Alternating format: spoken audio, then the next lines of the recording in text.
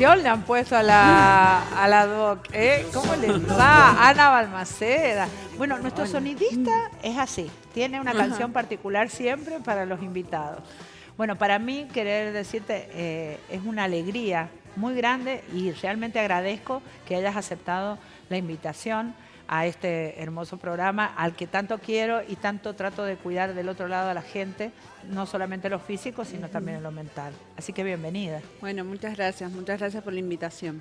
Bueno, ella está representando a la institución más hermosa que conozco y agradecerle obviamente a la doctora Rojo del área de psiquiatría, ella es psiquiatra y pertenece al Marcial Quiroga, ¿sí? Entonces yo, mi paso por ese lugar siempre es muy de agradecimiento porque me han ayudado y me ayudan.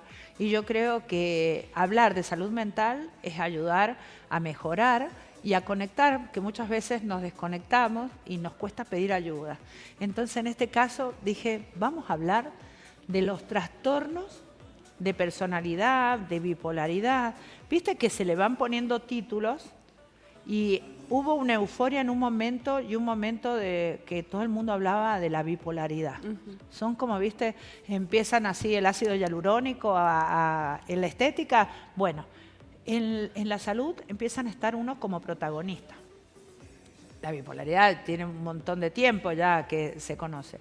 Pero ¿qué diferencia o qué es una bipolaridad y qué es un trastorno de personalidad? ¿Qué hace que los dos sean distintos para poder entender?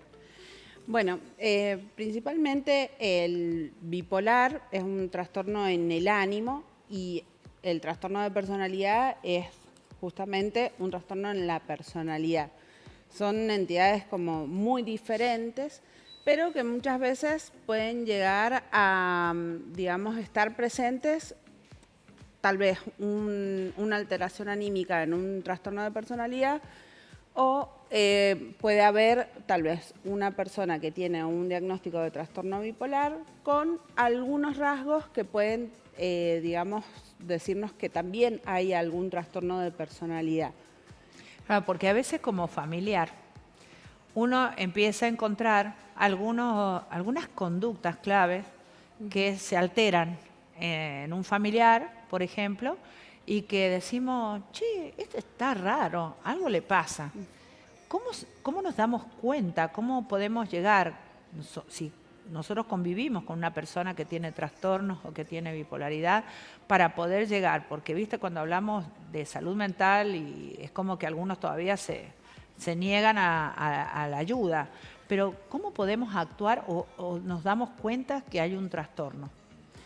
En el caso de un trastorno bipolar, uno lo que va a observar como familia es tal vez alteraciones justamente en el ánimo, por ahí momentos de estar muy bajón, de estar más triste, de permanecer mucho tiempo en la cama, de no poder cumplir con sus actividades habituales, tal vez antes no se estudiaba o podía sostener un trabajo y de a poco esas cosas se van dejando de lado, ya no hay tanto ímpetu, digamos, en hacer las cosas, no hay ganas. Eso, digamos, si hay algún episodio depresivo y si se va, digamos, hacia el otro lado, que sería... La euforia. Claro, una persona que está más eufórica, que bueno, que por ahí uno tiene esa forma de ser, de estar como más arriba, pero hay ciertas situaciones que a uno le tienen que llamar la atención y tiene que decir, bueno, no, está bien que siempre sea una persona alegre, con muchas ganas de hacer cosas, pero ya se pasa hacia otro lado, digamos. Es cuando ya no duerme o duerme muy pocas horas y aún así durmiendo 2 o 3 horas tiene mucha energía, cuando por ahí empiezan a decir cosas que no son tan coherentes, de sentir como que pueden hacer absolutamente todo, como conquistar el mundo, digamos. Alteran, lo vivo por ahí muy de cerca, y alteran hasta su forma de vestir. Tal cual. Muchísimo. Funcionan a veces en la noche como si fuera el día. Toman impulsos que no son los de antes, visitar a parientes que ni visitan. Eso al menos son las que yo he notado. Ahora, ¿eso es genético? ¿Se hereda? ¿O qué hace que esto en algún momento aparezca en la persona?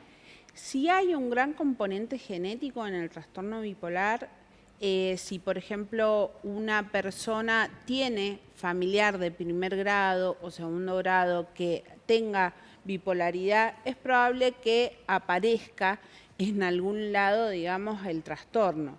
Sí hay un gran componente genético, pero no quiere decir que todas las personas que tengan ese componente genético lo vayan a desarrollar. Influye mucho también los momentos que uno atraviesa en la vida, estrés o algunas situaciones, digamos, como traumáticas. Las estaciones, porque te dicen que los cambios de estación influyen a veces, ¿es verdad? No hay algo científicamente comprobado, como sí puntualmente, pero sí es real que uno charlando con los pacientes refieren que por ahí y en el invierno se sienten tal vez más bajón, ya cuando empieza la primavera nosotros decimos que bueno, empiezan a florecer, también florecen un poco los bipolares, como que se ven un poquito más arriba. Pero no hay algo así científico que uno diga así va a suceder o a vos te va a pasar, porque no le pasa a todas las personas igual. Bien, bien. Como Puede decía vos, influir. diferentes grados también. ¿Eso qué tipo de tratamiento conlleva? ¿Medicación? ¿Terapia? Porque hay gente que vos escuchás que hace 20 años que está en terapia. Entonces, ¿cómo se acompaña a una persona con bipolaridad? ¿Con tratamiento psicológico y aparte medicación? Sí, el trastorno bipolar uno por ahí tiene que tratar de verlo como si fuera una hipertensión o una diabetes. Sí es una enfermedad crónica. Entonces, estas enfermedades crónicas tienen que tener un tratamiento de por vida. Tal vez en algunos momentos de la vida será como, bueno, podés dejar un poquito la terapia, un par de meses, pero en general siempre es aconsejable la medicación y la terapia.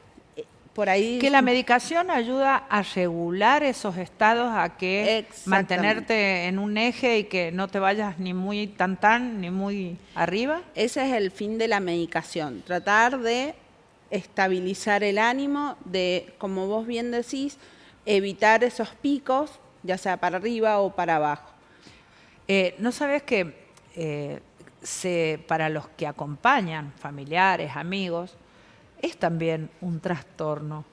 Porque a uno como familiar o como amigo intenta ayudar y muchas veces no ayuda correctamente, porque muchas veces te dicen, mira, hoy no lo soporto, andá, acompañalo vos y que esto y el otro.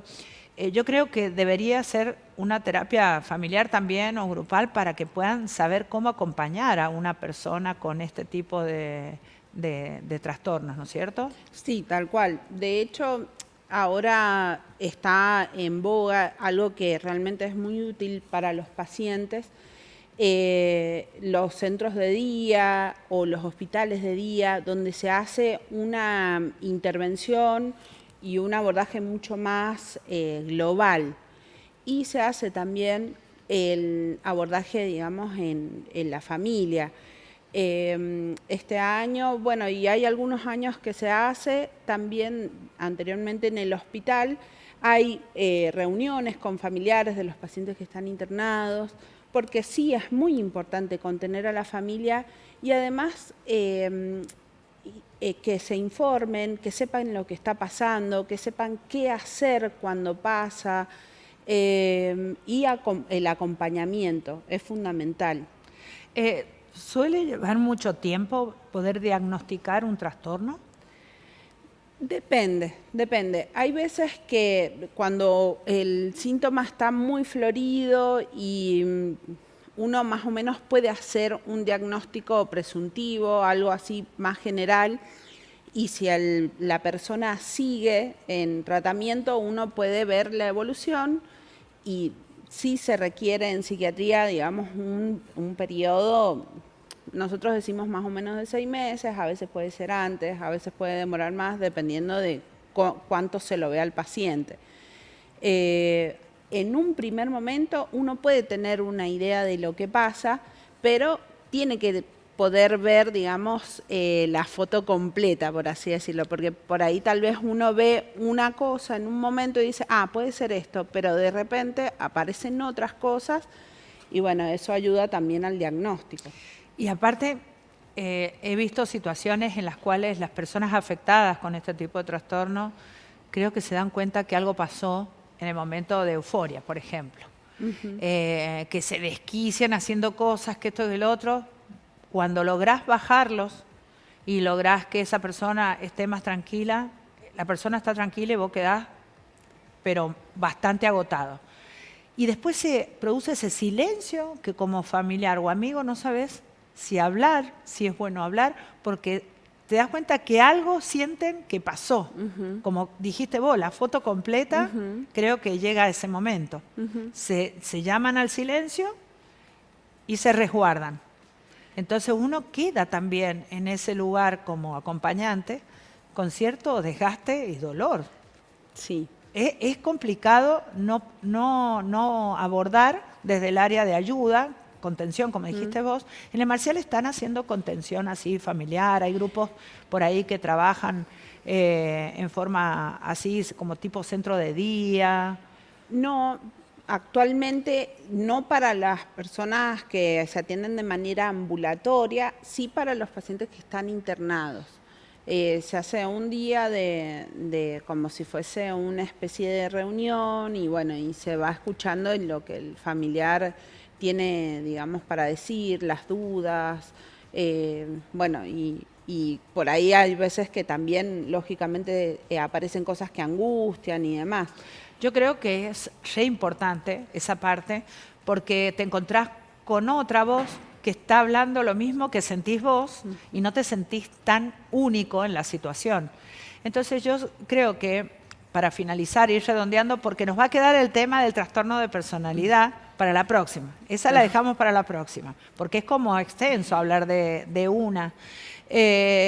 Sería bueno que sepas que para cualquier información que quieras hacer, preguntas, o estás en una situación particular o parecida, que te acerques a un centro de salud mental, como en este caso en el Marcial, y pidas ayuda, porque creo que lo más importante de esto es saber pedir ayuda, ¿o no? Totalmente.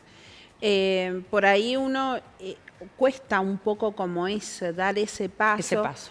Pero es muy importante saber, bueno, si no hay alguien de la familia con el que uno se sienta cómodo hablando de esto, con algún amigo, o como decís vos, un centro de salud, lo que quede más cerca, pero hablarlo, pedir ayuda. Yo creo que ahí está la palabra, hablar, animarnos a hablar y que no te avergüence, porque muchas veces hay personas que les cuesta decir voy a un psicólogo o pido ayuda a un psiquiatra o tengo este problema. Hablar, se trata de hablar, ¿sí? Yo, Ana, la puerta está abierta. Vamos a tener otro encuentro para hablar trastornos de la personalidad. Y todas las preguntas que vos tengas para hacernos, mandalas, porque es lo que vamos a después mandárselo a la doc para que ella nos trate de resolver y un poco aclarar. Así que agradecerte a vos, a todo el plantel del Marcial Quiroga, a la doctora Rojo en especial, ¿sí? Hacerle llegar mis cariños. Sí, seguro. Y nuevamente, gracias por tomarte este tiempo, que sé que para salud mental allá en el Marcial es un montón. Sí, muchas gracias por el espacio a vos, cariño. No, bueno, nosotros nos vamos a la pausa, quédate ahí, ya volvemos con mucho más. Sentite joven. Sentite joven, lo que sueña el corazón.